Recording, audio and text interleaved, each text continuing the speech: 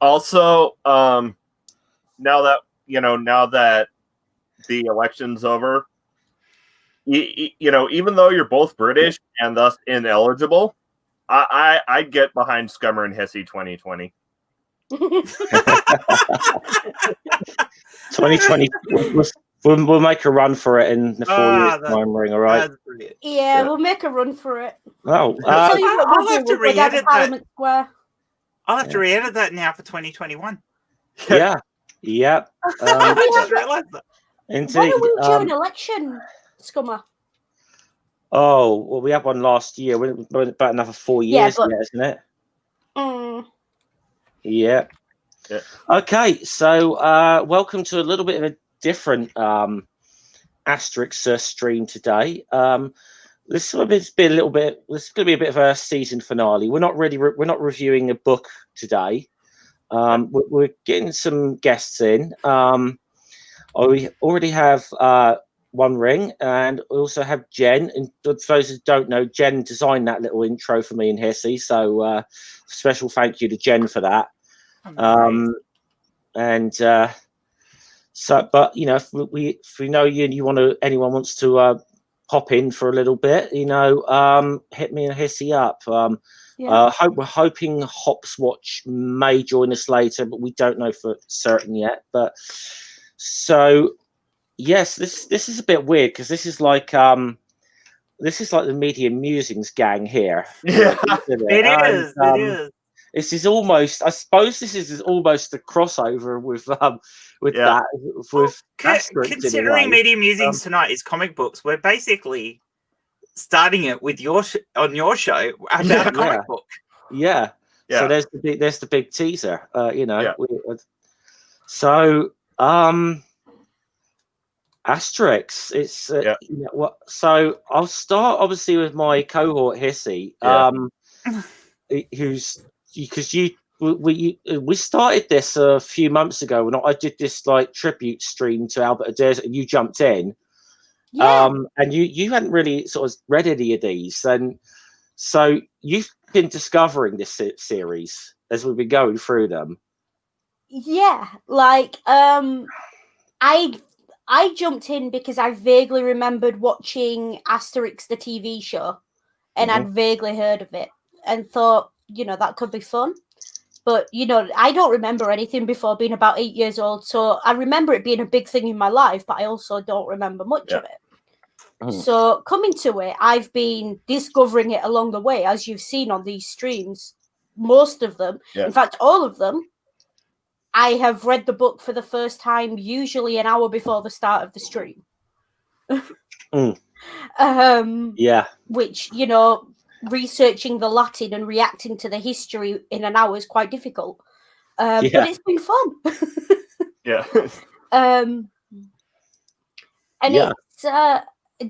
It's these books, I mean, they've got their issues, but they stand up. They really do. For the most part, they stand up. Now, I'm not going to sit here and defend the issues that they've got, because, you know, we haven't done that for the last however many weeks. I don't think you can defend the issues, but you can certainly defend the humour in the book. We can touch on some of that a bit later, because there is no getting away from it at all. And I think I like to think we've done a pretty good job of not dodging those issues with it. But at the same time, it's trying to also keep this entertaining and light-hearted and not dwell on that any more than we have to. But there's obviously been some that have been like the Great Crossing a few weeks ago. It was just like it was so overwhelming that it was like which was a pity, because if you got because otherwise if they'd been just, it's really weird to say this, but other than that, it was a good book, you know. But it was those issues just sort of ruined it. Yeah, and it's usually there is a balance there between it's a good book, but it's got this. Yeah. That one in particular was it's a good book, but wow, it's got this. Yeah. And this ruins it. That was the difference. Yeah. Because I mean, even through all of them, and I'll start off with the conversation. Through all of them, I think my favourite one was Cleopatra and Caesar having the bet. Yeah. Oh yeah. Now the artwork in that one, very, it had its issues.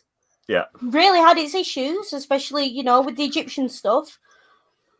But the plot was just fantastic. It was hilarious. Is this your favourite Asterix book? I think that one's my favourite, yeah. Yeah. Well, okay. So what's everyone else's favourite then? Well, I'll ask you to answer that first, Jen, actually. Okay. At the Olympics. Yeah, okay. Ring. The Olympics one. Now, are you talking about the ones that you've covered, or the ones we covered? Well, the ones we covered, but if you've got a lot of favourite that we haven't got to yet, by all means, And to be fair, my opinion may very much change if once you cover it, if there's a bunch of stuff that I don't remember that is messed up about it. That's the diplomatic way of saying if Hissy don't like it, I'm not defending it. It's saying I read this, as a young teen, so there may be shit I don't remember about it. That's Just what fair. I found going back with some of these as well. That there's stuff that perhaps was like, oh, this is problematic. That I didn't maybe think about. And but my favorite was reading it, and it hasn't been covered yet. Was I remember reading it as Asterix in India. But I think it's more popular. It's actually called Asterix and the Magic Carpet. Yeah, we haven't got to that one yet. I haven't actually read that one, so I'm not sure I have, because I said most of what I've read is the Goscinny and Uderzo era. I haven't read too many of the Uderzo. And the plot actually revolves around cacophonics. Easy. okay. Yeah. That sounds Is that the one where Cacophonix gets kidnapped? Cacophonix has been kidnapped before, though. Yeah, that's true. He gets hired on to end a drought. Yeah, because he gets kidnapped by the Romans as well, doesn't he? Yeah, they want to get hold of a Gaul to find out how they do this. Let's see. Out of the ones that were covered, I'll probably have to say Asterix in Belgium. Yeah. Because it's now, unlike the rest of the Asterix where they go to other countries and it's jokes about the other countries, which can be problematic in some cases. Cough. Great crossing, cough. Asterix and the Goths, cough. Asterix in Corsica, cough. Yeah. Asterix in Belgium, it isn't really about making fun of Belgium. It's about making fun of Asterix. Yeah. No, it's seriously, very meta. The whole thing is just full of jokes about the formula, even down to a Panel where they make fun of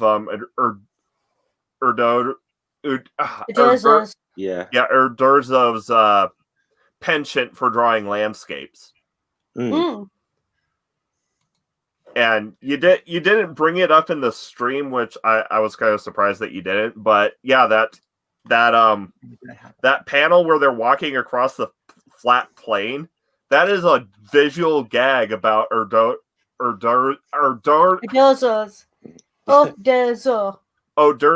and his landscapes. I give him it phonetically, and he still pronounces it wrong. Okay. The Oof, artist Joe, and his landscapes. Yeah. Just call him Albert. Call him Albert. Albert, call him Albert.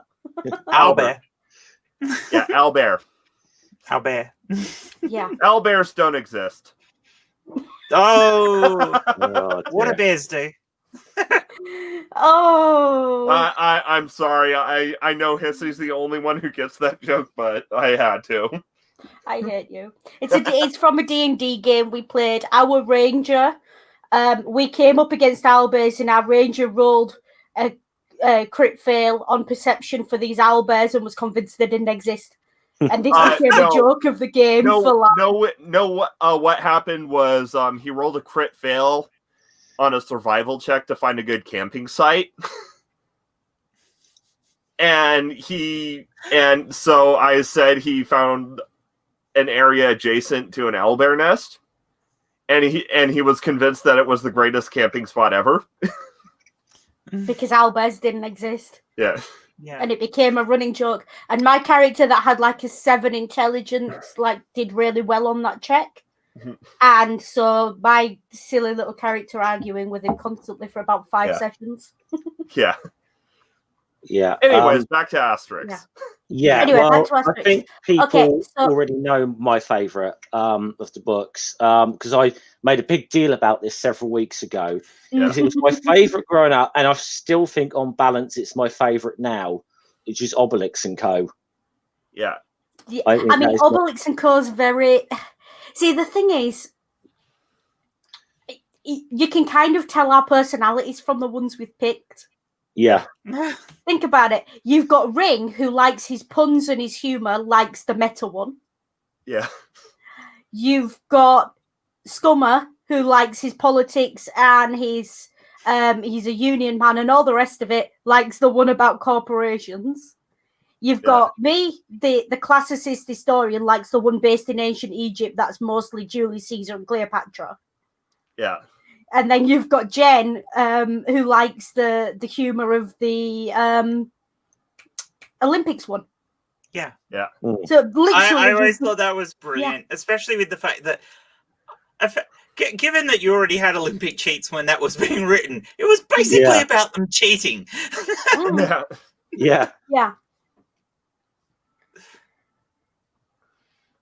Robert's saying because obviously this is saying is the ones he gets different, more probably closer to the French books, and that's the thing, obviously, because that's the thing. Obviously, some of these jokes, a lot of them are probably in the translations are tailored to the certain markets that they're in as well.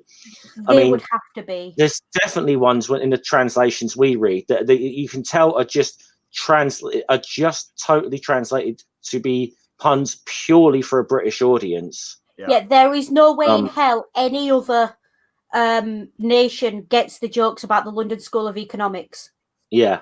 No way in hell that flies anywhere And even else. down to, I get why Robert's talking about the names being slightly different, because a lot of the names are themselves puns within the English language, and they're not going to work.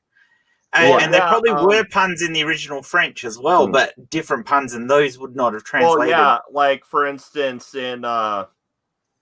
because in some of the older editions, at least for the American translations, they keep the French names. So I know for a fact that Cacophonix name in French isn't Cacophonix, it's Malacoustics. Yeah. But I like that. That's awesome. Yeah. I actually prefer that. That still works in English. Yeah. It does. Yeah. But that only works in English because English is so heavily reliant on borrowing from French. Which is why I don't get why they changed it, because that name still works. Honestly, I like Malacoustics better. Yeah. Yeah, I like it. I think a lot of it's just translation choices. And this is the thing, how you translate something and the methods behind it and the thought processes behind it is a deeply personal thing. And you could give 3 different people the same book. They'll translate it totally differently. This is why there was such a kerfuffle, for example. the first time a woman translated the Iliad, or the first time a white woman translated the Iliad and published it. Yeah. This is why every time, we're going back now and women are retranslating the classics and finding out that actually some of these translations do not fly because they were bound up in decades and centuries of misogyny and sexism and race issues and everything else. And we're going back now, not just women, male classicists as well, are going back now and looking at it and saying, hang on, that's not what that means. Or, that's different. Now, obviously, in Asterix, it's not because of that. Yeah. But it's the same kind of idea that different people will always bring their own biases to a translation. Yeah. Though, another name that changed in translation that actually I think I like the translated version better is Getafix. Oh yeah, it was Panoramics, I believe. Yeah, it was originally Panoramics, but I like Getafix better. Strangely, I was going to say I was looking at some of the characters that Getafix or versions of that tend to be the general name of the dog, except in the English language. There's versions of Getafix is in French, German, in Dutch, Spanish, Italian, and Portuguese. They're all versions of that. Which is ours has got the dog. We're Dogmatics, which I'm just going to assume is probably most people's favorite character in here. But I certainly know it's Hissy's. Dogmatics is so cute. Yeah, horrible. It's actually, to be fair, there's quite a lot of characteristics that come out of that little dog actually, and that is the way he can get jealous if like Obelix gets a crush on a girl or something. It's and it's just great. It's just great visual humor. The fact that the biggest guy in this world has the tiniest dog ever. Yeah, it's a beautiful, humorous visual. It is. You can just imagine it, can't you? Someone built like Dwayne the Rock Johnson with a chihuahua. Not just a chihuahua. He'd have to have one of those ones in a handbag. In a handbag. Yeah. And if you're going to do it as a modern thing, you'd have to carry it in the handbag too to make it work. No, you would, and it wouldn't even be. The humor would be the size of the dog. Like it wouldn't be anything else about that image. It would be the size of the dog and the way he coos over the dog. Because it wouldn't be a joke about him being effeminate or anything like that because he's got this little dog. He's just got this little dog, and that's the humor. Yeah, that's his baby, and it's his baby. Is this a gang of Hagrids?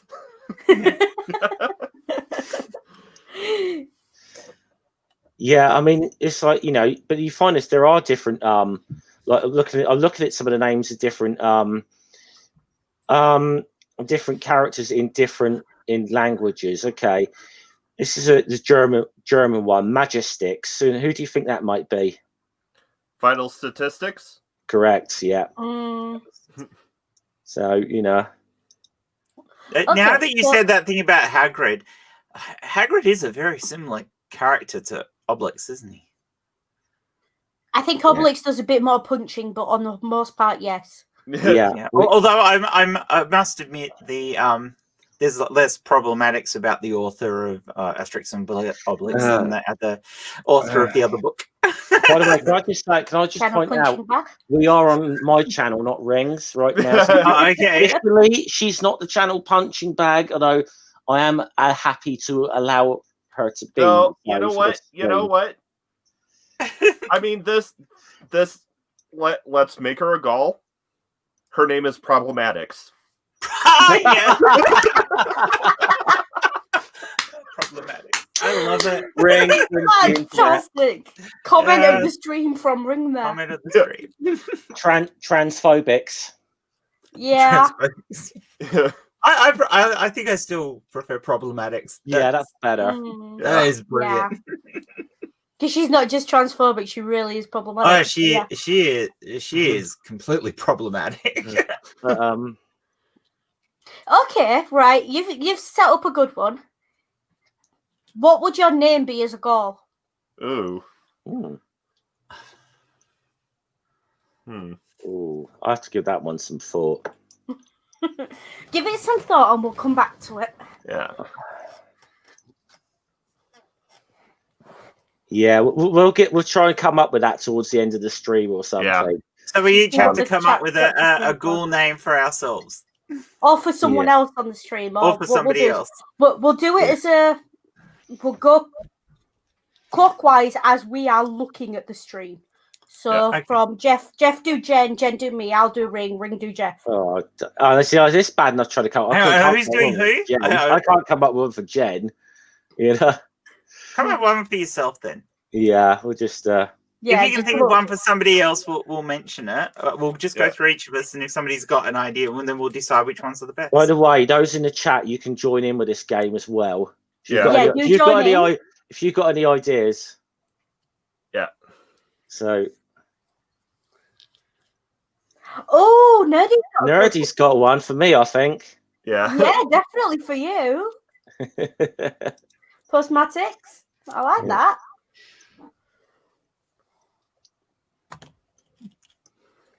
Okay, so all right, so those were our favorite books. Yeah. Someone's got an echo. Yeah, those were our favorite books, but which was your favorite stream that we did? I think as far as ones we've done, there's a couple. I'm trying to think the ones that stand out. I think Asterix in Britain was a bit of a standout for us. I think that was a good one. I think we enjoyed that. What was the one you had to split? That was well, actually, there was two of them. There was actually two of them. There was Asterix and the Normans we had to split, but in a way, and that's because we and there was the Asterix and the Olympic Games.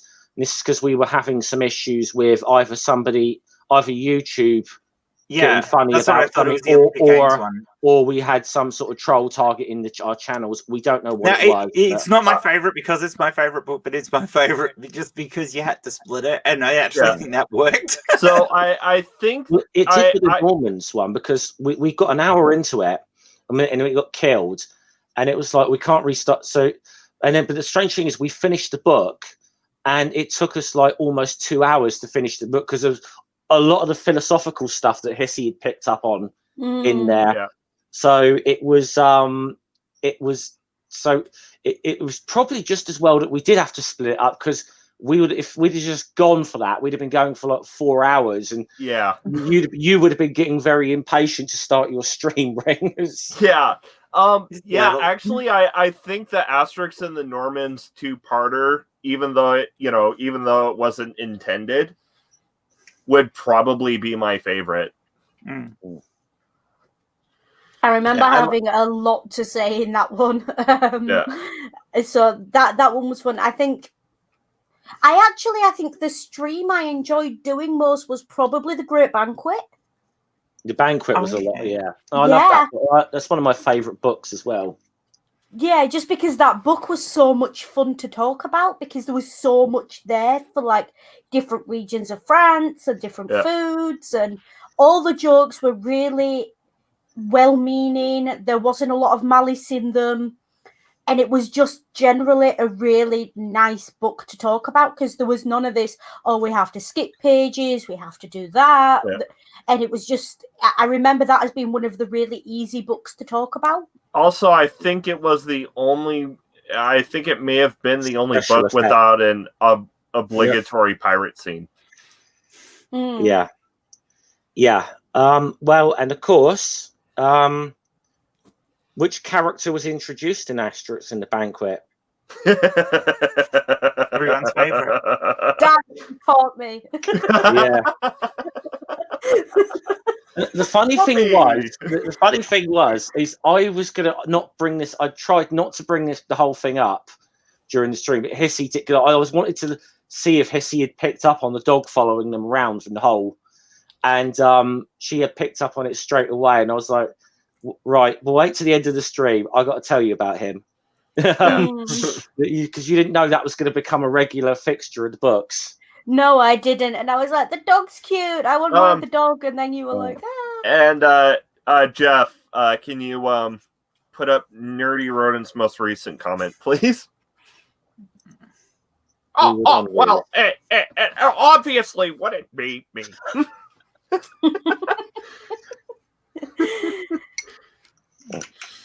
Yeah.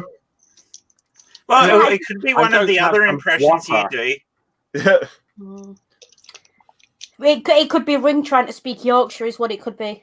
Yeah, it could also be one of Ring's other impressions. So you're talking about Mr. Tangerine Man. Hey, Mr. Tangerine Man. Please. Oh. You had to say it in that scansion. That's going to be stuck in my head all day now. But that's another one these books do with the songs.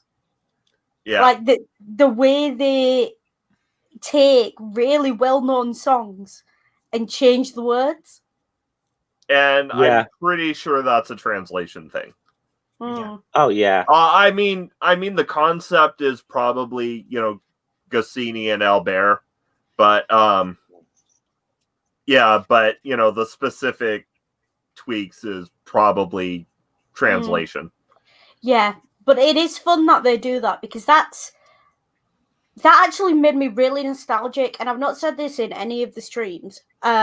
But that's something my mum used to do when she was playing music. She'd change the words to whatever she was doing. So you know what she'd think. I just read Robert X's thing, but I read it wrong. I added a V. Behave, Jen. I'm sorry, I just misread it. Dyslexia can be a curse and a pleasure sometimes. Yoga Ballix. Yeah. Would be problematic. Yoga Ball. I actually, if I was any good at like artsy, because one thing I had some sort of time to actually do like a proper thumbnail. I actually wanted to do sort of like a caricature of me holding Hissy up on a shield, like I think would be an excellent thumbnail. So I think would be an excellent thumbnail, but all right, I might have to come up with some ideas for your second season for some of the graphics in the intro. The titles, yeah. Mm. Yeah, that's what we're going to need. We're going to need titles for the second season. Yeah, we'll just tweak what we've got. So, like, when they tweak to bring in Dogmatics, we'll tweak something to make it look... And people will have to look for what's changed. Yeah. I mean, I don't want to put too much, because I don't want to get into too much, Jen, because, I mean, otherwise it could become like the Simpsons couch gag. Yeah, it just get ridiculous. Just every single stream, we have a slightly different intro, Yeah. No, we won't put that on Jen, but it would be nice to have something ever so slightly different for season 2. Yeah. But actually, there is something I want to say. Okay. I want to say thank you to Scummer for actually running that original stream and being so willing to jump on and do streams like this with someone who had no freaking idea what they were getting into. Yeah. Because you could have very easily said, but you don't know what you're talking about, and that would have been the end of that. Well, no. And I've really enjoyed this, so. Well, see, the thing is, yes, you don't know Asterix, but you do know the history. Yeah. And I think it was good to see it through your eyes as somebody who hadn't experienced them all before. Yeah. Well, that was really kind of important to how the dynamics of the streams work. Probably was when I suggested this to Hissy, was like kind of what I was thinking. Yeah. Because especially if you're a big fan of something as a kid, sometimes you could go back on this and you might be looking at it through rose tinted glasses. So it's very good to have that fresh perspective on it. You had no preconceived ideas, Hissy, which was fresh and new for it all, which was great. I mean, I know you do now because you've become a fan of it. Yeah, but and you like I said, it has yes, it can get a bit formulaic. You get the idea of the certain little formulas and things that are within these things. It's either them going off to some other land, or there's some new plot to try and bring the village under, which are probably my favourites, was when they try and use these alternative ideas to bring the Gauls under control, like the mansions of the gods, or Obelix and Co. Those I tell you what, enjoy those stories. I like the Bristol one. Thing. If Julius Caesar had been that bad a strategist, the entirety of human history would be different. Yeah. Oh, definitely. Well, no, it's not that he's a bad strategist. He really is. Like, were they entirely bad? I mean, they attacked the English only at 3 p.m. in the afternoon. So yeah, he learns. Yeah, he learned. Also, it's the fact that they've got something that he can't beat with just battle strategy. Yeah, but the thing is, his battle strategy throughout all 20 odd books has not changed. Though I will say something, since we are kind of getting into history. There is one person in Roman history who basically embodies the principle from the art of war: if you know your enemy and you know yourself, you'll never lose. And that person is not a Roman. No, that's a Greek. That's Alcibiades. No, he's a Carthaginian. Hannibal Barca. Hannibal the Elder or Hannibal the Younger? Hannibal the Elder, who blitzkrieged his way across the Alps, and that's Hannibal the Younger. Yeah, Hannibal the Younger. I thought his father's name was Hamilcar, not Hannibal. I don't know. It was Hamilcar. Was it Hamilcar? Yeah. I can never remember. Yeah. I know the names were really similar. But yeah. Isn't it questionable whether Hannibal actually existed, though? No. Not really, no. It's pretty damn well. Yeah. It's not there was a man and it may have been Hannibal or anything like that. It's Hannibal existed and Hannibal literally drove 27 elephants across the Alps. That happened. That's a thing. And literally encircled a larger force with a smaller one and obliterated it. Mm-hmm. And hello, Jenny. Right. Yeah, and Sammy. Hi, Sammy. Hi, Jen. Well, this is what I was getting at, Robert, where you're asking about the real Caesar. If his strategy and warfare had have been like the one in the books, the entirety of human history would have altered. Yeah. Yeah. I mean, I'd say the real one is arguable. He probably wasn't the sort of strategist that, say, someone like Alexander the Great was, but Caesar was certainly not ignorant of strategy at all. No, not at all. But I think one of the things on my reading of Caesar is one of his great strengths, though, was his ability to inspire and motivate his troops to really fight hard, the absolute hardest. Yeah. Which was one Caesar was. If you want to talk about generals in that vein, and we're talking about him as a general, not as a politician. Yeah. When you talk about generals like that, you're talking about people like Trotsky. You've got Caesar, Washington, guys who would go down to the front lines, talk to the soldiers, get to know the soldiers. Yeah. Even if they didn't necessarily fight alongside them, in Washington's case, made them feel like he was there with them. Yeah. And those kind of generals always do really well historically because people fight harder for someone they know. Ulysses S. Grant was quite well known for that. Yeah. He'd be well known to go and sit with and have supper or whatever with the troops on the ground, sit and talk to them. Yeah, and Napoleon was like that, and Napoleon also had the tactics too. Yeah. Genghis Khan fought on his front lines. Yeah. He literally led from the front. all these famous generals. And I do think they're basically the exact opposite of what Dylan was singing out in Masters of War.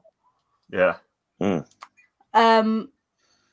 And frankly, if you want your army to win, you need a leader who's actually going to lead and who the soldiers are going to have some sympathy for. Yeah.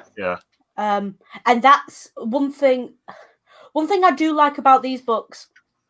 They do show that tension, I'll call it, between Caesar and the Senate really well. Yeah.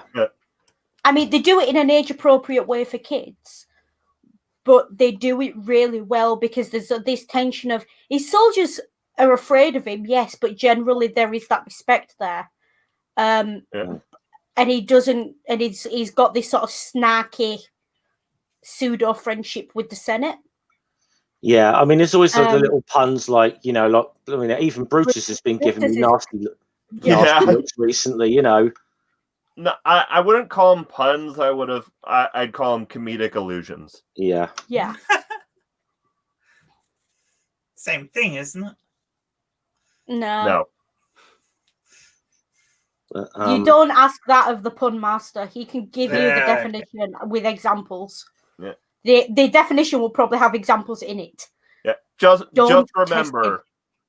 remember, it's a grand illusion. Okay. I told you. I'm putting one You in. married him. I did.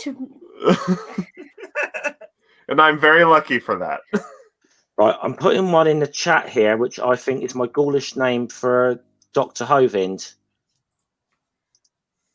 I like that. Bollocks. And of course, I'm an actual doctor. I did get my doctorate in a trailer park. I mean, it's perfectly possible to get your doctorate in a trailer park if you're learning by distance. However, your professors shouldn't also be on the trailer park. Generally, doctoral theses don't start off with "Hello, my name is Kent Hovind." I mean, generally, undergraduate essays don't start off like that. So, and I also just say, generally, when you want to look up someone's doctoral thesis, WikiLeaks isn't the source you go to. No. Yeah. Anyway, we digress. Yeah, we digress.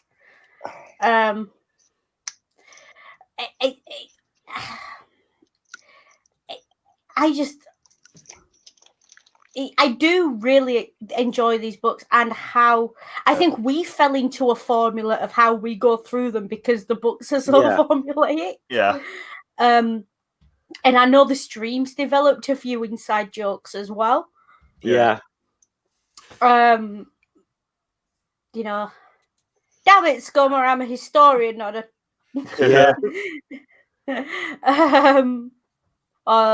disclaimer, Hissy is not an expert. This is Ray Comfort, I'm assuming. Yeah. Banana mix. Banana. How many Annas are in there? My dyslexia doesn't like that. It was hard to type. I can tell you that. No, see, Comfort isn't a Gaul. Comfort is a Roman, and his name is Banana Mania.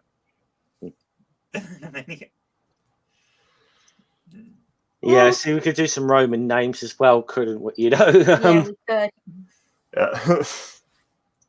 I did, because I like some of the like, what's some of the ones like the Architect, Square on the Hypotenuse. Yeah. You know, that the call us preposterous. You know, there's some good little. There's always some good little names ones with the Romans and that as well. You know, Sammy just named himself. Damn it, Sammy. Damn it. This is meant to be a family friendly. No, it's not. I'm in it. Oh, I know who this one's about. And I'm not saying his name. Yeah.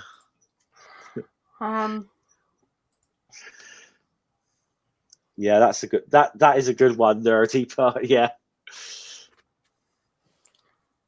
Or perhaps presuppositious. Presuppositious. Yeah. Yeah.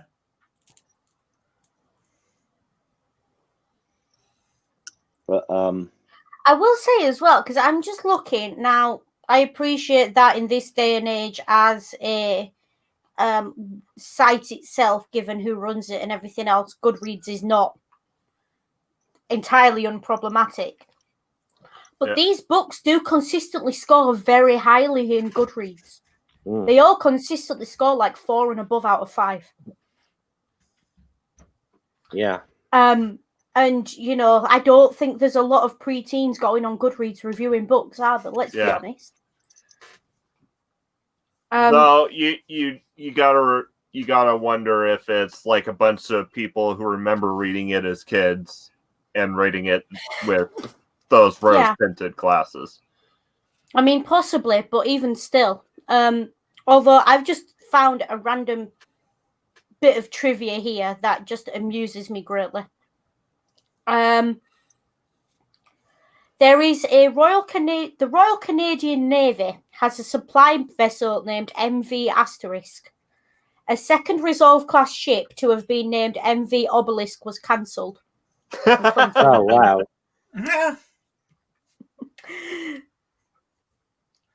Oh, that's perfect for Hissy. Yeah. What? Histrionics. Yes. Yeah. Yeah. I like I'll that. take it. Yeah. Yeah, Nerdy is on basically the same page as me. Yeah. Oh, don't talk about yourself like that, Sandy. No, don't talk like that.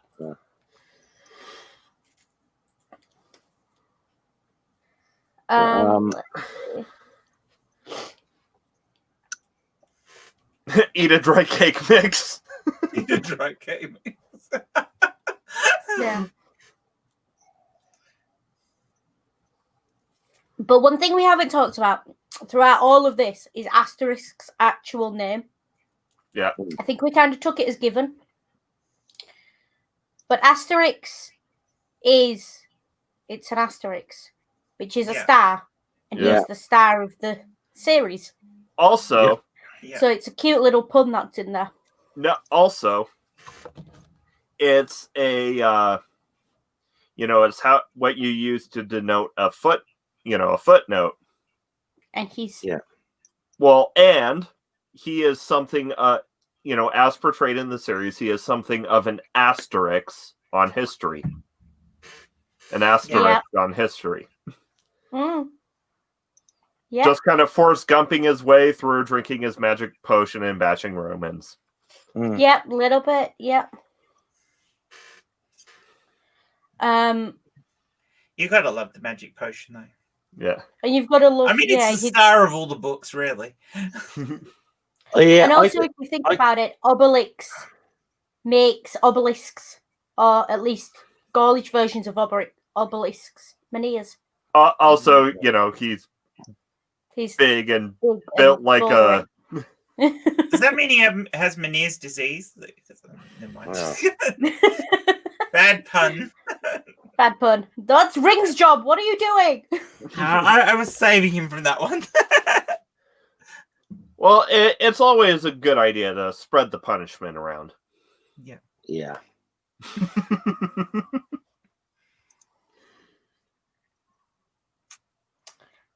Oh, dear.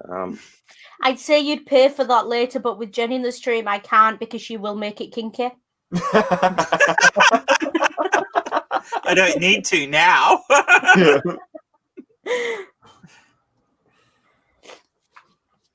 As long as you've got your leathers, it's all good.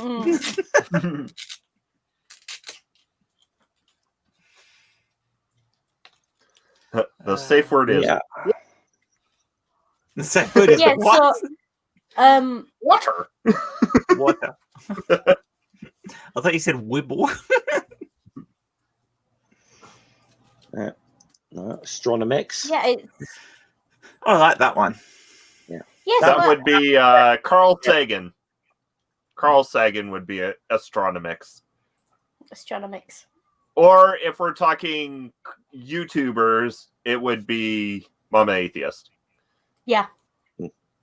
I'll go with that. Yeah. No, actually, I'll put it in the private. I don't know if to put it in the comment or the private chat. I'll do that. I'll put it in the private chat. Then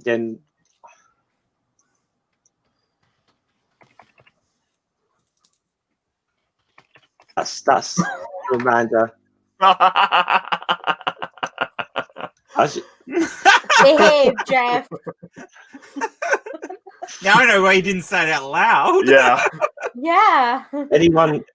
Okay, should I say it out loud? That's No. entirely up to you, but we are not No, taking that, I'm okay. God, that would class as bullying. Let's not. No. You're, okay, Those who saw the confrontation with her and Mark Sargent would get it. Yeah. Mm. Yeah. And we'll leave it at that. Yeah. Okay. Yeah. So you can use your imagination there. But no, it's not a nasty one at all. Absolutely not. Yeah. Wouldn't she be more climatics? Double entendre there. Yeah. I Which I'm came sure up she with wouldn't one for object to. Jen. Yeah? I came up with one for Jen. Yeah, and I put it in like the that. chat. Yeah. So Jen is climatics. No. No. Jen's not climatics. No. Despite doing that video. It's supposed to be a pun, Sammy. Hey, there she Hey, goes. Donna. She's there. So yeah. Also, Sammy? I will say, when I said Hey, it was Donna. bullying, I meant towards the person she said that to, not. Yeah. So, Sammy, by the way, check your DM box if you really want to know what the pun was I came up with for And Robert is making a suggestion that we're probably not going to show. and well, you know, Of course, it's this. Of course, Mama Atheist appears, and the chat just descends into film. She's not here. Yeah. No. No, sorry, not Mama Atheist. Donna. It's Donna. It's not. No, it's not Atheist Donna. Atheist not- Donna doesn't make it descend into film. It's Jen's fault. Damn it, Yeah, Jen. It was entirely Jeff. Yes, but damn it, Jen. Yeah, that's fine. That's fair. That is fair. So should we try and get this back on track? Actually, or not? Anyway, back on track. Yeah. So we've done favorite book, favorite stream, favorite character. Have we done well? No. Apart from the fact that it's pretty much dogmatics all the way around. But okay, other than dogmatics, then I actually like Cacophonix. yeah, He's really hopeful. He does his best. Right. He means well. He's a little bit. He's got the humor of being a bit of an arrogant little shit. Yeah. But he also he just genuinely loves his music. And I just really like him as a character for that. Yeah. Even if he's useless at it? Well, apparently he's not useless at it because he would have been big in. He would have been big if he'd have gone to Paris. Well, also, he did teach the Normans the meaning of fear. Yeah. Yeah. But what I like about Cacophonix is that it's like, of course, it is in that he has got that arrogant, like, whole. All it is I am so great, and these barbarian Philistines that surround me just don't appreciate my greatness. That's kind of what that's kind of like what Cacophonix's outlook on the. He definitely has the arrogance of any decent musician, I think. Yeah. Yeah. Nerdy Rodent likes unhygienics. Unhygienics. I especially love because especially the little punch ups him and fully automatics have all the time. over the fish. Yeah, those are always fun.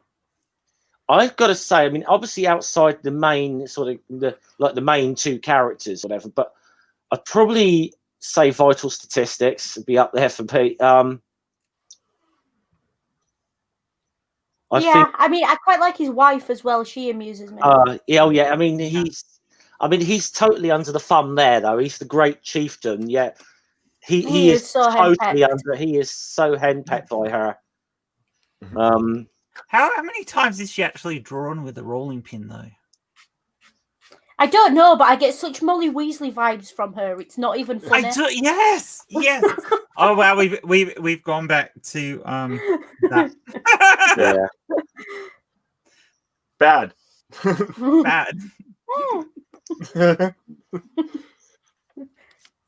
Yeah. For me, I'd probably say either Cacophonix or Getafix. I like Getafix. I like Getafix. I think I don't know. There's something about Getafix. He's an alright, but I think the thing about all these characters is they're all archetypes. Yeah. And they're all the humorous presentation of the same archetype. That's why I get Molly Weasley vibes from that. It's why we get, Getafix's. You probably get a little bit of the Gandalf vibes from him. Though I will say that I like Getafix in the later books because he kind of mellows out a bit.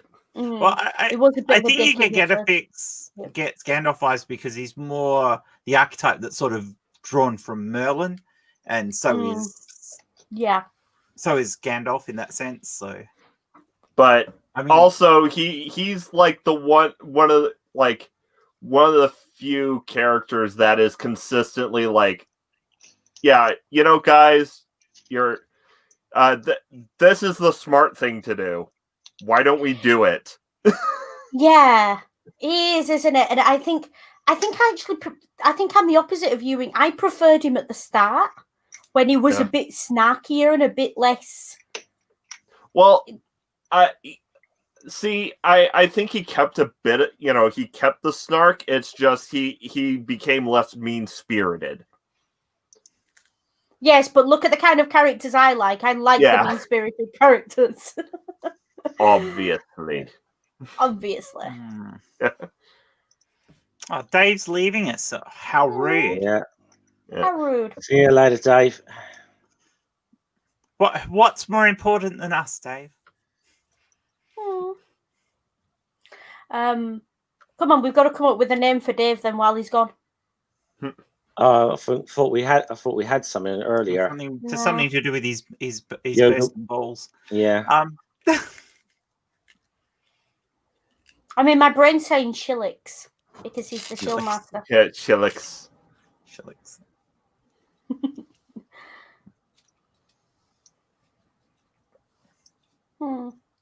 Okay, so Critical Cripple's a Roman, and his name is Gonna Shill This. Yeah, I can go for that. Yep, that's a good one. Yeah, I started a challenge that I'm no good at. You did. Yeah, you started a pun making challenge with me in the stream. Yeah. Post a lot of links. Yeah. Post a lot of links. Jen wins that one. Jen wins that. I like that. Bounciest ballers. Yeah, that's definitely a Roman one. Yeah. Mm-hmm. Behave never. Okay, so I mean the thing about the Roman names as well, we cannot deny or ignore the obvious impact that this story had on later comedy. That some of the things in these books had on later comedy. I'm definitely certain that somewhat, at least one of the Pythons must have read some of these. Yeah, Mhm. he has a wife, you know. Mm. What's so funny about Biggest Dickus? But like even a lot of the things like the Romans go home thing, you know, there's this kind of little things that you think, that's where they might have got that from, you know. Mm. Yeah, definitely. Because there's no way, like. No, actually, that actually might be Hissy, nerdy. That might be me, to be fair. Fanfics, yeah. Mm. Yeah. Fanfics.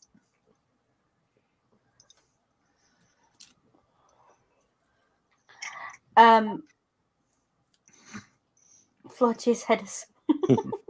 That's Dave. That's Dave. Yeah. Mm-hmm. Yeah. I love how we've all just agreed that Dave's a Roman. Yeah.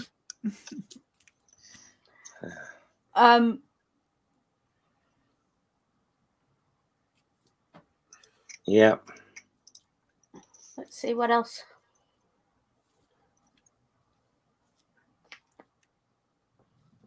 I'd say least favorite, but I think everyone. I'd say least favorite issue, but I'm pretty sure everyone will just agree that it's Great Crossing.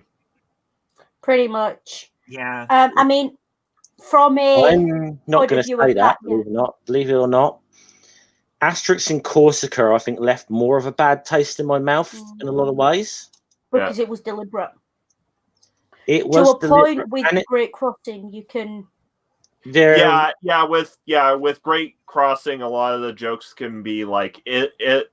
Well, so with Great Crossing, the issue is, you know, the visuals.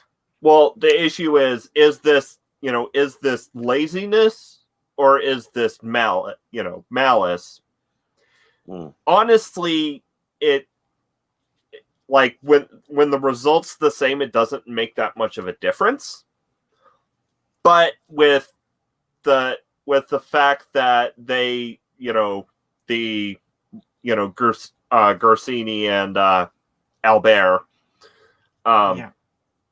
because I cannot say his last name for some reason, you know, rely on already present, you know, media tropes when it comes to their depictions.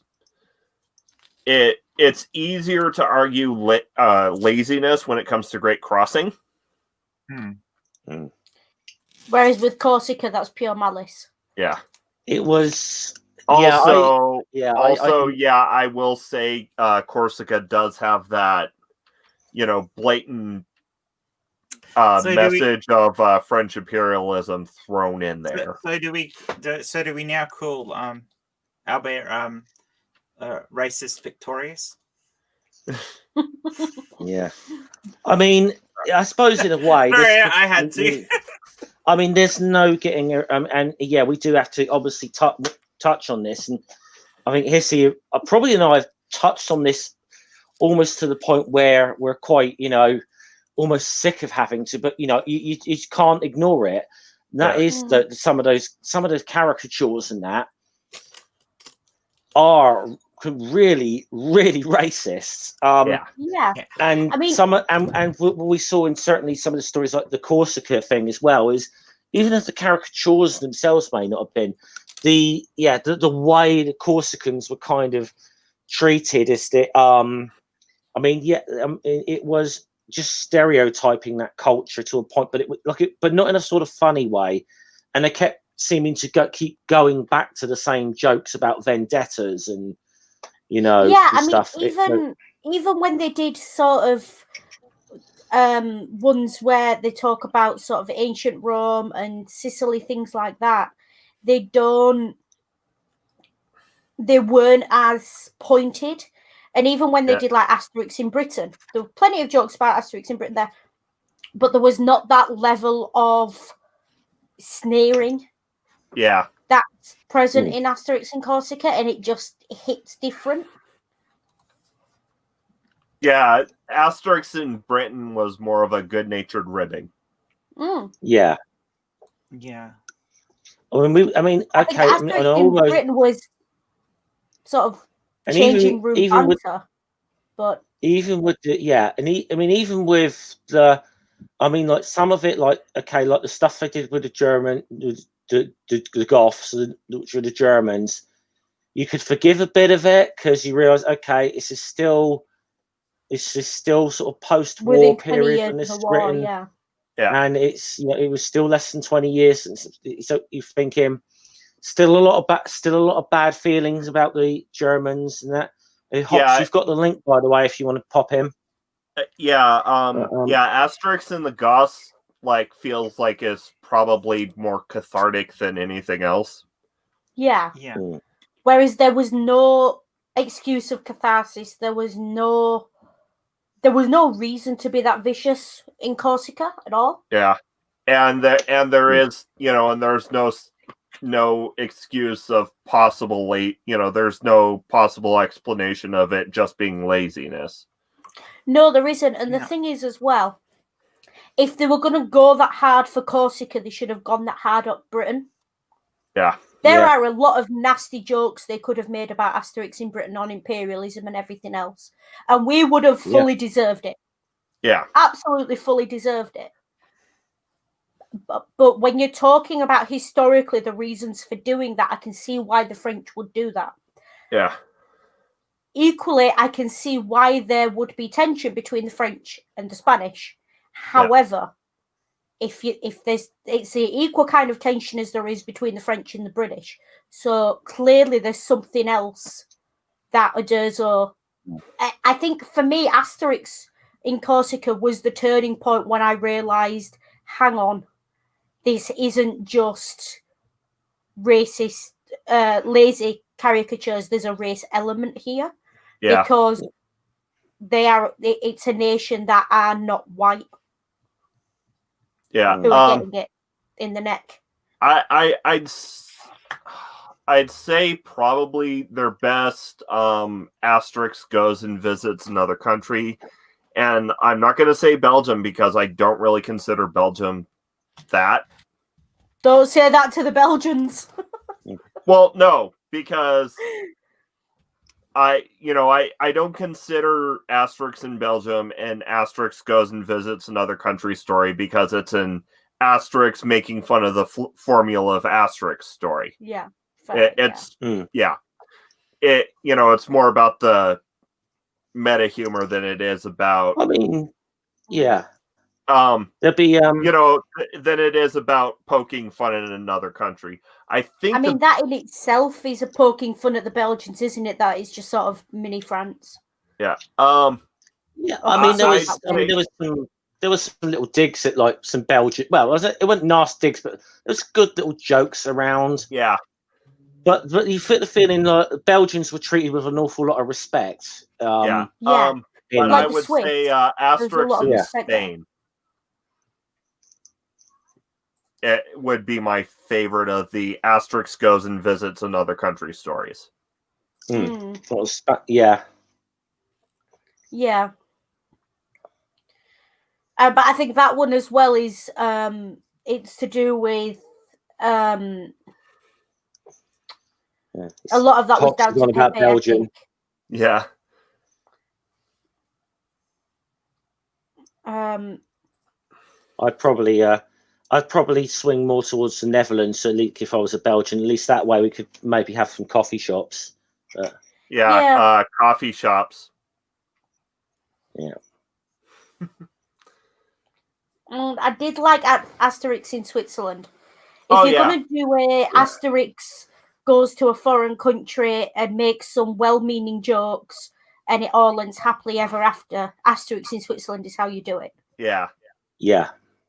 I almost forgot about Asterix in Switzerland until you mentioned it, and I'd probably have to agree with you.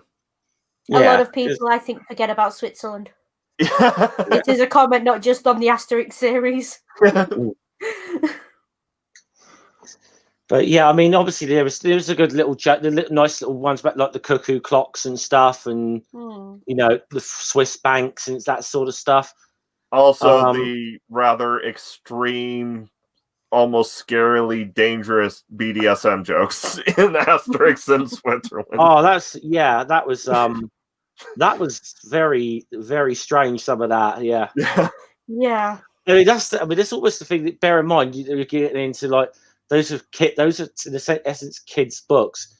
Even back then, especially you got to bear in mind it's probably way more prudish than it is now. You kind of wonder how they managed to slip that in there. Yeah. But I think if you're a kid reading it, you're not going to pick up on what on earth they're on about. But if you're an adult reading that, it's like you can't miss hold it. Yeah. on, hold the fuck on here, you know. Though I mean that's kind of how you make quote kids property a classic, is you include jokes and commentary for the adults. Dad jokes. Yeah. Except these are not the kind of jokes any dad should be saying in front of their child. Yeah. They're jokes for dad, not jokes by dad. Yeah. I mean, even Disney's is a lot like that in a lot of their movies. You know, if you watch it as a kid, oh, that's brilliant, and then you go back and watch it later, and you go, holy crap, they put that in it. How'd they get away with that? Yeah. Well, I mean, obviously, people can hark back to things like Shrek or whatever, which people think, oh, that's the first time they ever. A lot of people think that's the first time that there was so much blatant adult stuff put into like a children's film, and it's or a children's entertainment medium. It's really not. Because you know, if you want to go film, you can talk The Princess Bride, or you know, even if you want to talk about comic books, and take a look at Asterix and stuff. Probably other stuff from before then, even you know. Yeah, and where there's a bit of at least a wink to older readers, you know. Yeah. Cough, Animaniacs fingerprints. Yeah. Cough. But I mean, I mean, as well. They did have a little bit of fun last week with the Belgians, where they put the Thompson and Thompson in one of the panels, who are two of the characters in the Tintin comics. Yeah. Yeah, I will say as well, the little things in that, the sort of, I'd call them cameos that appear in Asterix are always quite fun. You know, the Michelin Man appeared in Switzerland. We get Tintin characters quite regularly. They draw Uderzo and see, he can't pronounce Uderzo, and I can't pronounce the other guy's name. Goscinny. Yeah. Goscinny. They put themselves in there. And it is Laurel and Hardy. Yeah, Laurel and Hardy. Oh yeah. But I knew there would have to be some kind of nod to Tintin in the Belgium one, because Tintin's from Belgium. Yeah, the comic. Tintin as well. I mean, Tintin as well. Like, probably got some of the similar issues that the Asterix ones has at times. Yeah. So as well. They're very much contemporaries, if I recall correctly. Very much so. Very much so. I think this is it, though. I think it says a lot about it. I mean, especially this year, the fact that even with the race issues and everything else, we've still been able to enjoy these books says a lot. Yeah. Because let's be honest, we have all been hyper aware of race issues this year. Yeah.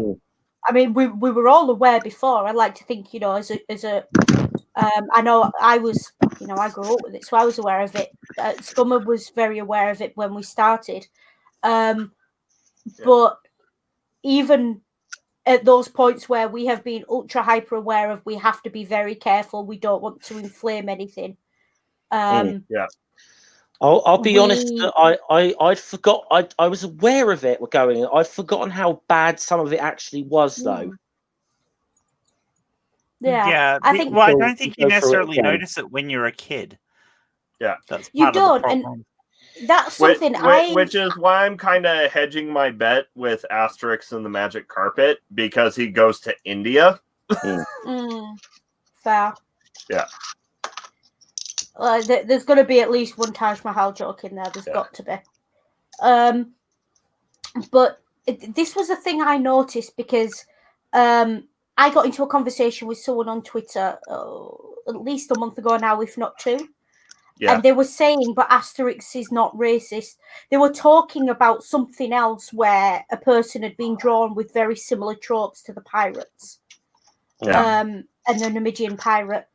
And when they couldn't see it, and they were quite young. They were about 21-ish. Yeah. So I can't believe I'm calling 21 young. How old am I? What's going on?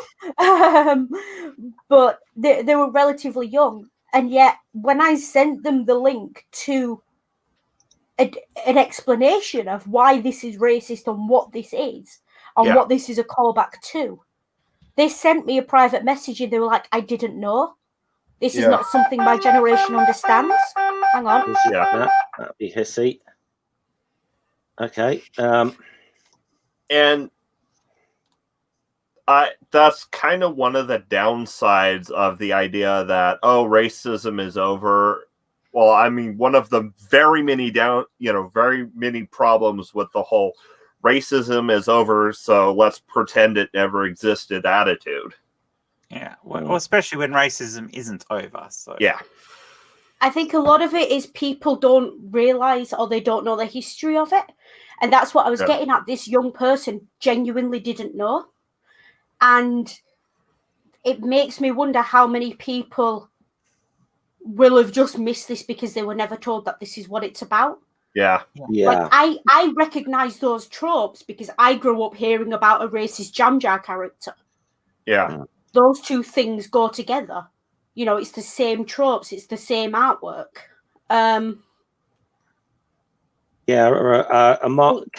character that sold marmalade that looked suspiciously like the character Jumping Jim Crow.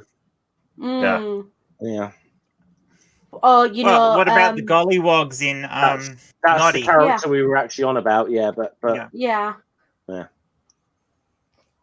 And this is why I think it's really important that these books, I think, are a really good starting point for having that discussion with kids and explaining why this is wrong.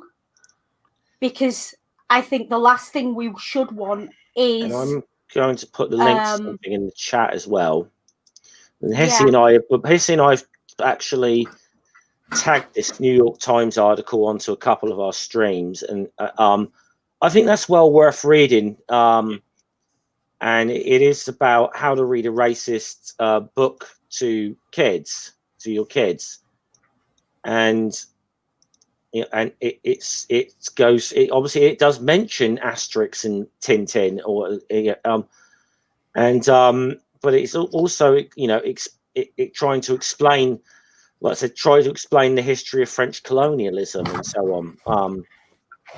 And I mean, in that way, I think.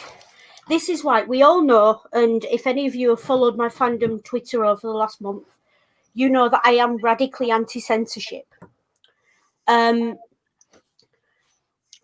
think. Oh, you made him run away there, Hissy. He knows. You see, he knows. But I think these. He's. I don't know what's gone on there. He'll be back. Is he wanting to go away for 2 secs or? Yeah, I think so. Yeah. He put "be right back" in the comments. So, but these books, yes, they have the problematic elements, but as with anything, the concept is basically, listen, you can learn as much from bad art as you can from good art. Yeah. Because you learn what not to do. Yeah. And if we don't educate the next generations coming through about these issues, about what racist stereotypes look like, they're just gonna absorb these racist stereotypes and never question them. So these books, I think, do potentially offer a really good, on their level, introduction to kids on having these kind of discussions. Because I think most people would agree. I'm not a parent. I'm not going to sit here and tell you how to parent your kids, but I would hope you would believe you have a duty to educate them. Yeah. And teach them better. Yeah. And you can't teach them better unless you're teaching them what's actually worse. Some parents would rather let the education system educate their children than The education system can't do everything. No. Well, I agree, but some parents actually actively do that. Scummer, brings back. Yeah. Okay. From outer space. But this is what I mean. Like, you can't. It's why I have a problem with no platforming or deplatforming problematic speakers. You can't know what you're fighting if you don't know what it is. You can't fight it if you don't know what you're fighting. Yeah. And this is why we're having problems now, where we've got an entire generation that doesn't know how to argue against certain ideas, because we've been taught all our lives, no, we don't argue with that, we just ignore it. That's just that doesn't deserve to be heard. Well, it does, because we have to know how to fight it. I do like Twitter's approach, though, of not censoring, but saying, please fact check because this is bullshit. Yeah. What they're doing to Trump is perfect. You don't ban him. Just highlight that you should check this out because it's probably not true. And that's become a meme. Yeah. Yeah. Oh, definitely. Yeah. Sadly, when it comes to him, unfortunately, not many of his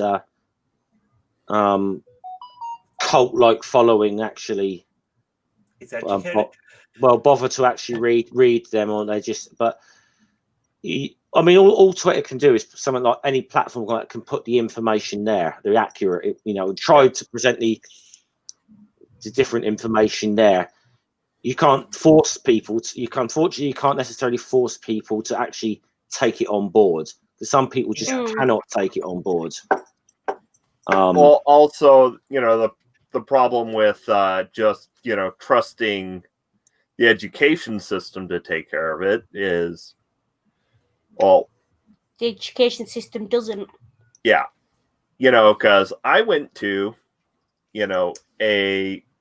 admittedly, it was a private Christian school, but the school I went to taught that America was specifically ordained by God to exist. Which is probably, wow, as if they're still teaching Manifest Destiny in the year of our Lord 2020.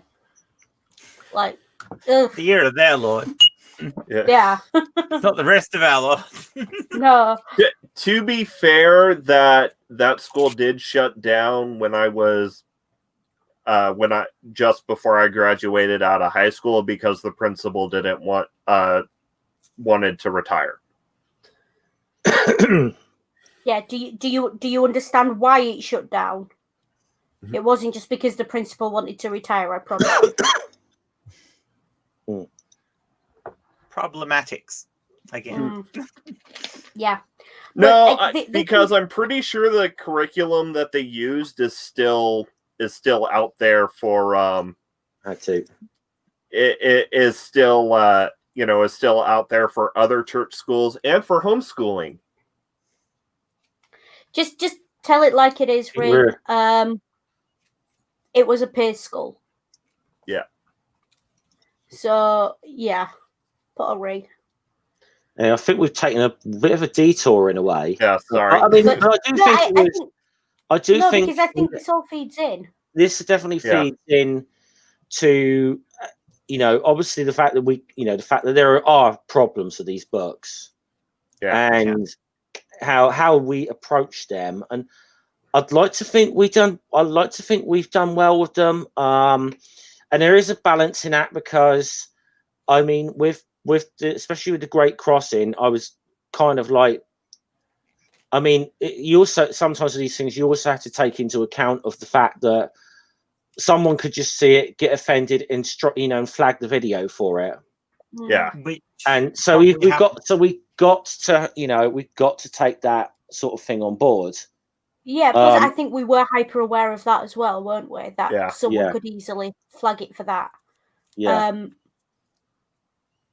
I think all in all, though, we were quite lucky with the audience we've had, that everyone sort of took it as, even if you do see this, we're not glorifying this. We absolutely are not condoning this. The only bad thing we did, and to be fair, we did not know at the time we streamed that this was the case, was we'd done that stream, and then we found out that it was the beginning of Native American History Awareness Month, and Hissy's like, what? Hissy found out literally just after we got off stream. It's like, yeah, no, literally, I got off stream. I went to Twitter to check my notifications.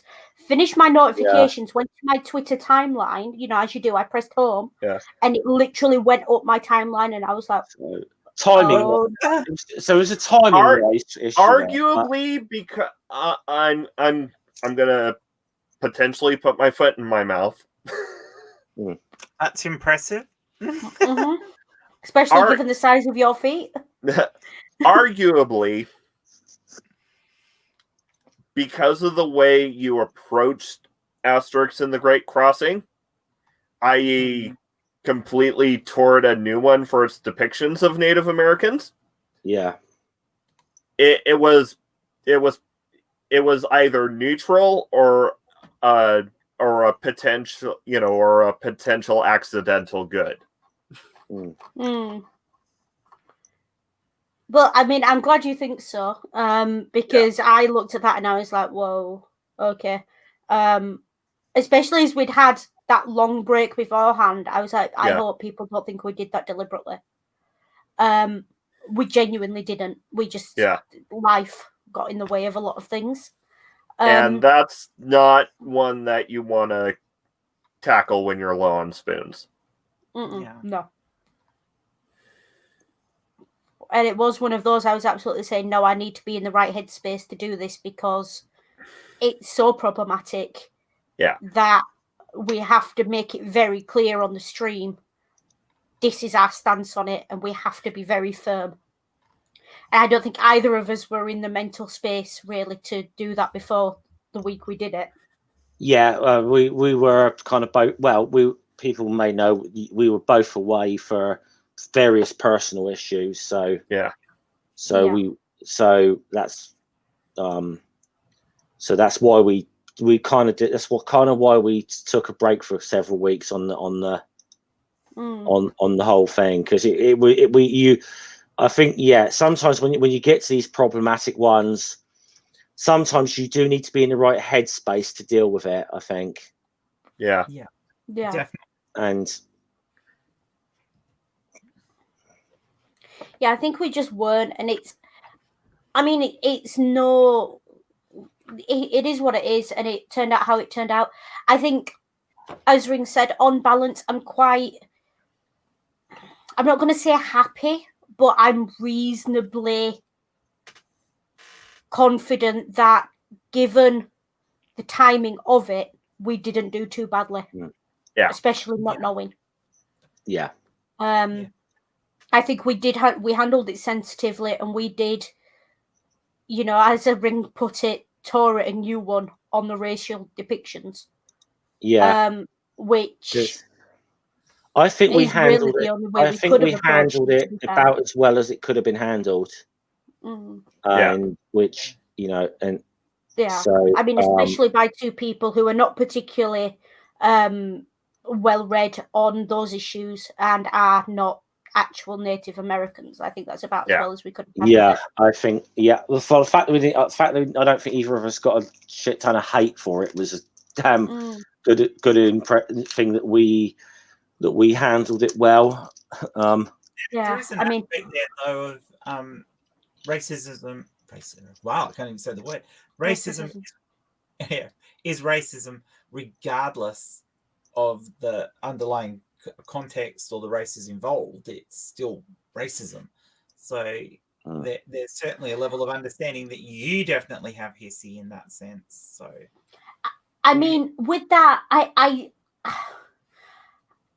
think that's a very nuanced question that can't be generalized, because if we're saying racism is racism regardless of any of whoever's involved, then every single Asterix goes to another country book is racist, and we know that's not true. Yeah, that's true. There's as we've seen, it's all about context and the interplay of those nations. I think. Context matters. There's again, there's the thing of punching up or at least punching sideways, and then punching down, and a lot of it, I do think. I mean, I think you've got to bear in mind this is built out of the kind of product of sort of French colonialism, times of French colonialism. I mean, France.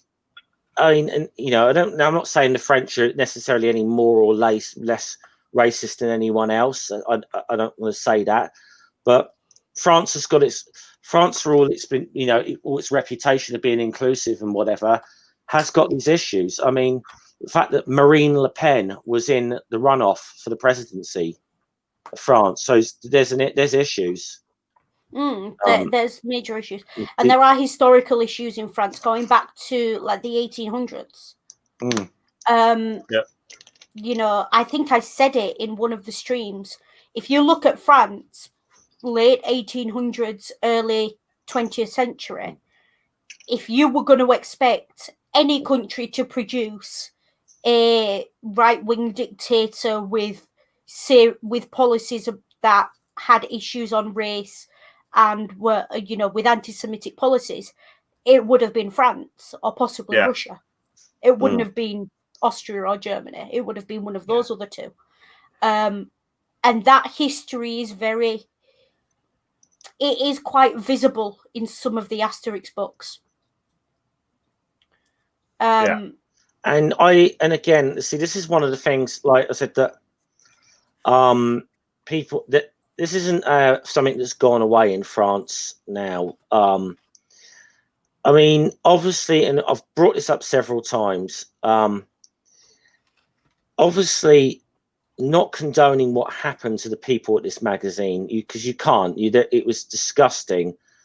But I think before people started putting up that Je suis Charlie thing up over Charlie Hebdo, they might have want to look into Charlie Hebdo and some of the just disgustingly racist cartoons that have appeared in that magazine over the years. There's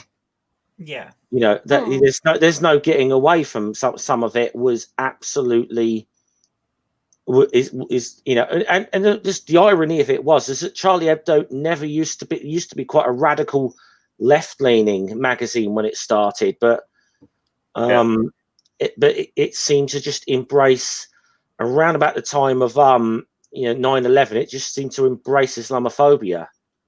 And I mean, to be fair, a lot of countries did. It was a reaction, and that was a reactionary response. But Charlie Hebdo has not let it go. Exactly. That doesn't justify. Obviously, that does not justify what happened to that. Of course, that absolutely doesn't. And again, was it the Danish or the Dutch who had the? There was one in the early Denmark. 2010s. Was it Denmark who had the fish with the symbol on it, and there was a cartoon where it had been drawn on and everyone was kicking off. There was a cartoon about the Prophet Muhammad. That caused up, but I don't exactly remember what exactly it was, but I vaguely remember hearing about it, but I was a teenager, so it's not like France is the only country with these issues. That's what we're saying. Absolutely not. But there is a difference between a reactionary response to living for, a decade or more under in warlike conditions, even as a civilian. We have spent 20 years in the war on terror. This is not something that's just not going to affect us. We all have our biases and our issues. But there is a difference between that and actively trying to inflame the situation, which Charlie Hebdo was trying to do. Thank you, Hobbs. Yes, it was 2005, so I'm not, going back 15 years. Yeah. But with Charlie Hebdo, I mean, I will admit it. At the time, I put up, we are Charlie, because at the end of the day, the right to produce problematic artwork or the right to produce anything has to be protected to the extreme. This is my opinion as radically anti. Charlie Hebdo wants to produce the most Islamophobic, anti-Semitic, racist, bigoted, LGBT-phobic thing it wants to produce. I'll be back in 2 days. Publish it if you like, because I still have the right not to engage with it. And as long as you're not waving it in my face, I have the right not to engage. And that goes for all art and all commentary. Yeah. You know, if you're not waving it in my face, but there's a difference between producing something like that and actively trying to cause violence or actively trying to do harm. And I think that's where the line is. Yeah. And with these Asterix books, some of them are just problematic. They're always going to be problematic. You can't please everyone. Some of them really feel like they're having a dig. Yeah. And that's the problem, especially because these are largely aimed at children. And I do have a different opinion on what's acceptable in adult media and children's media. Yeah. Because children are not equipped to deal with the issues. And so unless you're creating something to help them learn, to help equip them, you need to be so careful. Yeah. You know, until we are approximately 7 or 8 years old as human beings, we are not capable of fully differentiating between fact and fiction. Yeah. And so, it's so much easier to propagandize children's media than it is to propagandize adult media. Yeah. Because adults will question adults who don't know the difference between reality and I have a fandom Twitter, believe me, I know. Believe me, I know. But this is the thing, and when it's aimed at kids, I absolutely, to an extent, will say yes, it should be censored or at least heavily controlled, because you cannot expect children to engage in the same way you expect adults to. Yeah. But that's because it's children. Once you're an adult, you should have the critical thinking skills, regardless of your education level. You should have the critical thinking skills to be able to look at something and say, no, that's problematic. This is why I don't like it. This is what I think of it, and be able to form that opinion. Yeah. I think the reason why we go down the road of censorship, though, is because there's a lot of adults who lack those skills. And again, and when I say this, I am talking, I mean, I'm even talking within the spectrum of neurodiversity, which I am on, thank you. But even as an adult, I understand that some adults are not going to be able to grasp these concepts. But as an adult, they should also be aware that they can't grasp these concepts and be reaching out and trying to educate themselves. This is the age of Google. Yeah. There is no excuse for not educating yourself on these issues. You can say, yeah, I didn't know, but the minute someone says to you, do you know this? And you say, no, I don't. You should be reaching for your smartphone and your internet browser.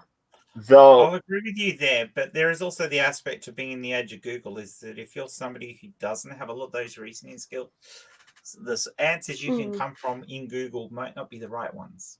They might not, but at least you tried. Yeah, and I wouldn't necessarily say that if I was talking about... because the thing is, the age of Google may be, the age of information, but it is also the age of search engine optimization and algorithms that tailor the narrative to what you're already ready to receive. Yeah. I mean, that is a problem, but the thing is, this is why we've dropped the ball on the age of the Web 2.0. We dropped the ball because what we should have been doing from a young age is teaching kids, this is how you do an internet search. This is how you find unbiased sources. Snopes should be such a bigger thing than it is, because Snopes, I think, is one of the best things on the internet. But, most education systems are still geared towards churning out factory workers. Even though our society has moved basically beyond industrial work. Yeah. And for the record, folks, I have a degree and a half Okay, I have like degrees and shit. You have my permission. If anyone ever tells you can't do it, you have my permission to use Wikipedia as a source. So even if all you do is go to the bottom and find the sources of the article, which I highly recommend. This sounds Wikipedia is a great jumping off point for anyone.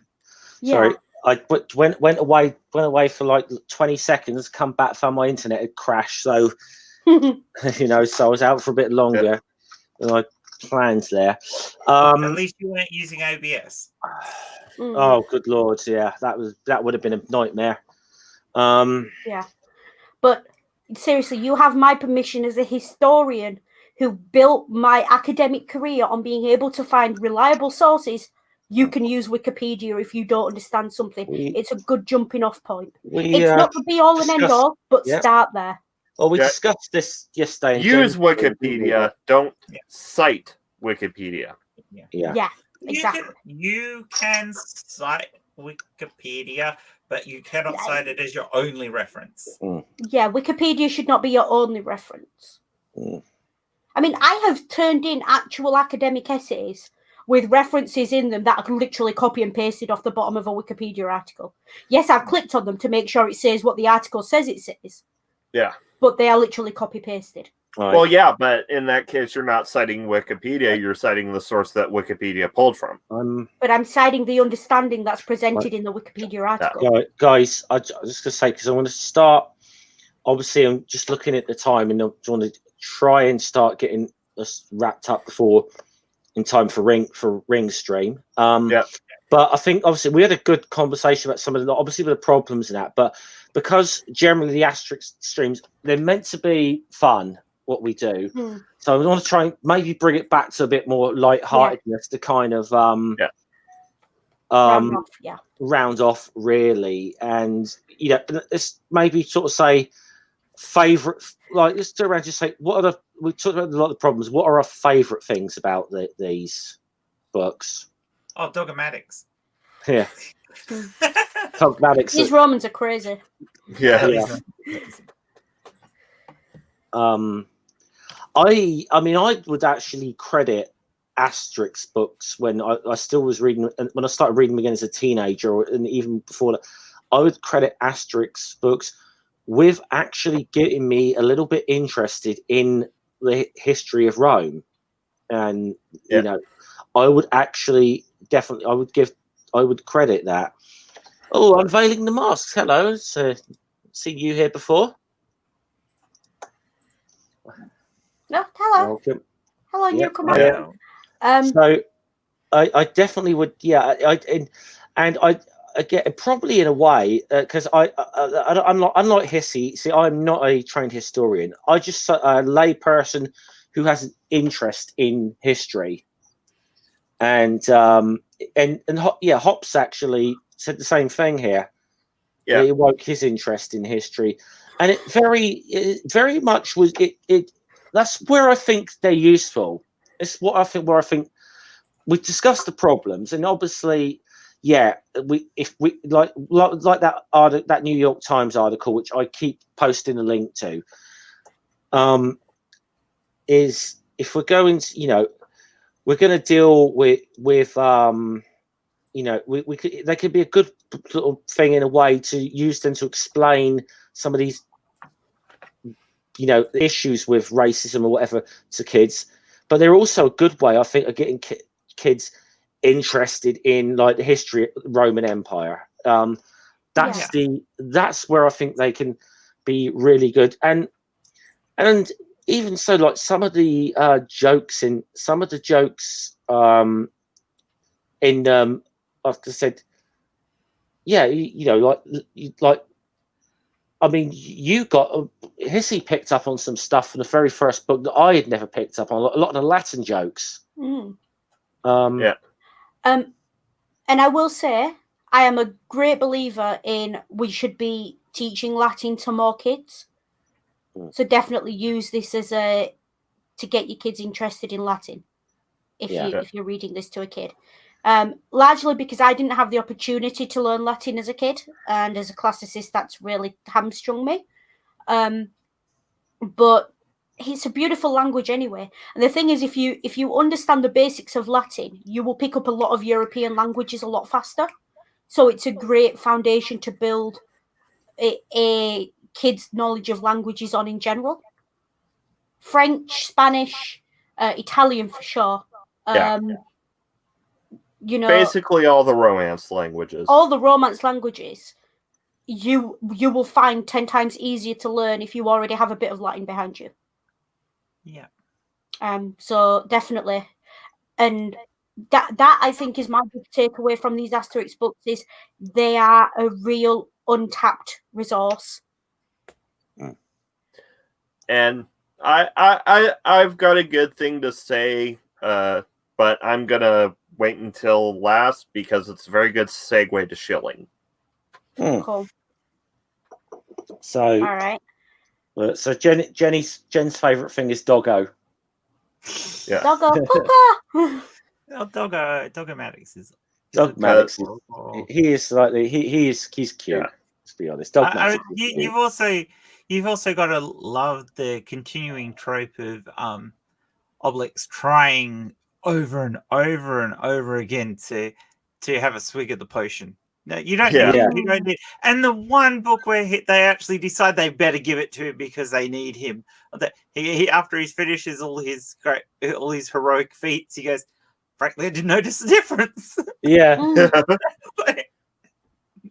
Well, I mean, I always feel I always wonder if Goscinny or Adeza was a fan of Popeye or something, because the magic potion, is that not Popeye in his spinach? Yeah, it really is. Oh, it is. You know, if you think, you think about it, it is the same. Or Scooby in the Scooby snacks kind of thing. But it is more Popeye in his spinach. He eats his spinach and he becomes invincible. Asterix drinks this magic potion and he's got superhuman strength. And thanks very much to Amiga Nuts, because, as I said, we are getting to the point of wrapping up. There's a link to Ring's stream, which will be starting in about 15-20 minutes or so. Which is going to be Media Musings, and it's pretty much going to be the four of us, and hopefully maybe one or two others. We don't know. Possibly Ansgar. Possibly, yeah. We're actually going to be. Ansgar is sick. Oh, okay. So it's going to be basically will not be joining us. It's going to be the four of us, but it's going to be on Ring's channel, and we're going to be medium born of censorship. We're going to be talking comic books in a more general term here. So I think we're going to continue the conversation on there. But with that, I think I'll hand it to Ring for the thing I like, yes, there's the humor, which is very, very good and very, very smart. But the thing I like most about Asterix, and it's something I've mostly picked up through watching the streams, is it makes very good use of basically the visual language of comics, of comics as a visual medium. And Asterix, I think it's Asterix and the Great Divide, I think, is probably one of the best examples I've seen. Which, when we return, whenever that's going to be, will be the next book we're reviewing. Okay, not the Great Divide. It's Crossing. No. Because it's one you've already covered. It's the one with it's the one with the shit starter guy. Oh, the Roman agent. The Roman agent. Yeah, the Roman agent. Yeah. Because how, with the green speech bubbles. Yeah. And that's good as well, because again, Ring will know, I don't know if anyone else does, I am not big on comic books. Yeah. I'm not going to be on the next stream because I'm just, comic books is really not my forte. Oh, you got to jump in. But I mean, even I, towards the end of these streams, started picking on certain comic book tropes of splash pages, and these things they are a language all their own. Yeah. And it is very. Again, it's another way you can use these books as an educational resource. And I will keep hammering at this because they have an educational resource and they need to be used as such. And I mean, they are not just a silly little book for kids. They are not. You can draw so much from them. I mean, I would say this at some point, Hissy, you know, we definitely need to try and find some other sort of comics that are like got for historical setting and review them. Some of them are not going to be as like light-hearted as what we do here. Like, for example, if we do Frank Miller's 300, that's not going to be that's not going to be light-hearted. And I can kind of picture some of the rants you're going to go off on in that. But you know, no, I mean, I'm trying to get my hands on Therma Roma at the minute, but that's really difficult to get hold of in English, unless you've got like a couple of £100 to throw at it. Yeah. But we will see.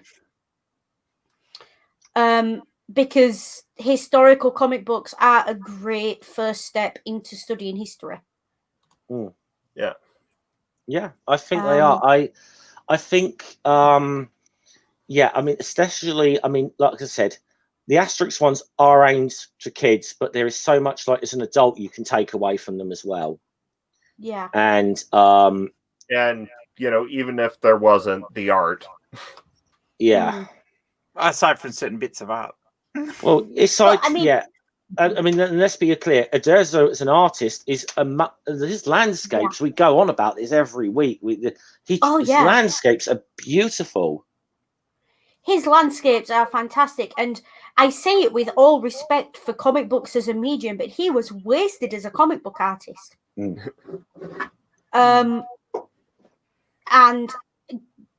I just, can you imagine if he'd have, some of his stuff should be up in galleries. Okay, hold on. I'm gonna do a thing. Is it legal? Is it legal? Yeah. It's not gonna get us booted, is it? No. But I'm gonna do a thing. You said that before. Yeah, I'm gonna introduce Hissy to a thing live on stream. Okay. Again, I ask, is this legal? Yes. Is this safe for work? Yes. Yeah. I'm going to introduce Hissy to Alex Ross on stream. Oh. Who? Alex, the art of Alex Ross. I shared screen. Okay. So we got the... Wow, okay. Is there some we can zoom in on any of them, Ring? Yeah, let's see. It's the Superman one. Hold on. Yeah. Google changes its stuff. I hate what they've done with some of the pictures and that now, with images like this. Yeah. Show me this one with the purple background. This group one.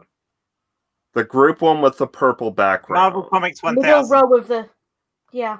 Yeah. Yeah. See, this is what I mean. If anyone tries to tell me comic books are not an art form. Yeah. Absolutely. And there are some amazing... I mean, in a way... Oh, sorry, I'm just going to put us back on screen. So, in a way now, in a way, comic books, because of their visual medium, in a way, sometimes, it does pay. It really pays to have good art, and it stands out. And in comic books, I will say, as much as that old line goes that you can't judge a book by its cover, absolutely does apply. I've seen some comic books with like pretty mediocre art but tell a very good story. Yeah. And then there's some that are really glossy kind of comics with some fantastic art. Terrible stories. But then I mean some of the art, I'd say, especially with Marvel and DC in the last years, has gotten a little formulaic with their stuff. It's a bit too, but so this is why I liked artists back in the like I liked Todd McFarlane as a comic book artist. You know, I enjoyed. I think this is probably best for. This is best. This is a teaser for Ring Stream. Okay. Yeah. I mean, even 300 is very stylized, but that is art. Now the story is problematic as all hell, but the artwork itself is it had a massive impact on the film because you cannot tell that story without some of the shots of the film are shot for shot panels of the comic book. And that's because the artwork was so important to the actual telling. Okay. Well, I'm going to wrap this up now. Well, obviously, we know the immediate future, and like by immediate, I do mean like 5-10 minutes time. Go over to One Ring's channel and come and watch Media Musings, where we're going to talk a bit more in depth about comics as a medium. And yes, we will be mentioning the Silver Age and the CCA. And I don't know what those words mean. Silver Age of comic books and the Comics Code Authority. Yes. Jen, you got anything you'd like to show? I can chill after Ring Stream. That's fine. The only thing I've got on this week, aside from being on other people's streams, is I've got another Stump Jen on Tuesday morning my time, which will be Monday evening US time, which I'm having Chad Hall, Matt, the not a doctor, Navadia, and Sam Chaos on, and we're going to be answering questions and talking a lot of science and physics. Science, physics is science, but you know what I meant. that should be a really good stream. That's some good. That's some good people in there. Hissy, you got anything you'd like to plug? Couple of things. As you're all probably aware by now, I have 2 different Twitter accounts. So if you want to follow me on Fandom Twitter, go ahead. I also now have a Ko-fi. So I am going to open the open commissions for digital art, profile pictures, banners, that kind of thing, if you like. And probably for fan fictions as well once I get around to it. I may also open commissions for any videos anyone wants on particular topics, particular historical topics. So if you want to see anything, let's have a look, and we'll see if I can't start building my channel a little bit there as well. And we'll take it from there. Other than that, everything I do either with Ring, Jen, or Scummer. And Megan, you got the other person wrong in that stream for Tuesday. Yeah. By the way, oops. Yeah, but hit, of course, Megan. That's put Hissy's link to Hissy's channel in the live chat. The link to Hissy's channel is always, whenever I do these, is in the description of this as well. So I'd say myself probably going to appear a few times on Dave's critical questions over the next week or so. So otherwise, I don't have anything really planned. We're going to Hissy and I. We'll probably have a talk at some point because we're gonna figure out when we're going to bring Asterix back, how regular we're going to do it, or whatever, and maybe who knows? Maybe do we want to start diving into some other stuff? I definitely want to do some more diving into like history type things on my channel. Kind of go in that direction, I think. Yeah, I mean, do let us know if there's something you want to see us do. Yeah. You know, Scummer is very good on his political philosophies and things, and you all know I'm a historian. Give us a shout if there's something you think we've got something to say on, or we could have something to say on.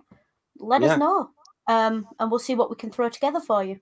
Yeah, and I gotta say, I just as a closing note on this, I've really enjoyed collaborating with Hissy on this series. And I learn a lot from Hissy's a classicist. I got a okayish knowledge of like ancient Rome or whatever, or classical history, but I feel Hissy, but in comparison, I just feel like in awe listening to some of the stuff. You know, she's really so it's really great because you're absolute pleasure to work with on this. You really it's been brilliant working with you on this, and definitely we will bring this back for a season 2 when we're going to get into the Uderzo years. But also we hopefully will sit down at some point, maybe try and see if there's some other things we can do along these sort of lines, or we can dive into some historical things and have a bit of fun, but also learn some stuff while we're doing it. I think was so. I think we definitely have something of the Sesame Street philosophy of if you're having fun, you're also learning. Yeah, and that's the best way to do it. And I will say as things well, is not, that's always sorry. I always go to one of these things. It's not like the other one. I will say as well, absolutely, Jeff. You've well kept up with me. I've learned from you on these streams as well. So everything you just said, right back at you, because you know you are really good to work with, and I do think we have a great chemistry when we talk as well. And you have my absolute, love and respect, because you are a great guy, very intelligent, and I just after you saying all that, it's hard for me to come up with something new to say. But honestly, you are really good. I'm great. I know. Yeah, you are fantastic. You want to see how all these two work in general history? We did a stream a couple of weeks ago on my channel about politics, and these two were amazing. Absolutely amazing. And we weren't even prepared for anything there. No, we weren't. Well, I threw it at them at the last minute, and it was brilliant. It was just awesome. Yeah. So yeah, we do bounce off each other really well, and I really hope we can carry on, collaborating and doing stuff, because I do really enjoy working with you, Scummer. So yeah, if you want to see more from me and Scummer, definitely let us know. Pretty much, I'm open to discuss any topic, which I wouldn't say that about a lot of people. There would be certain people who I would say, I don't want to discuss that, or I don't want to discuss that. But and I mean, not just Scummer, but on this stream in general, and people in the audience as well.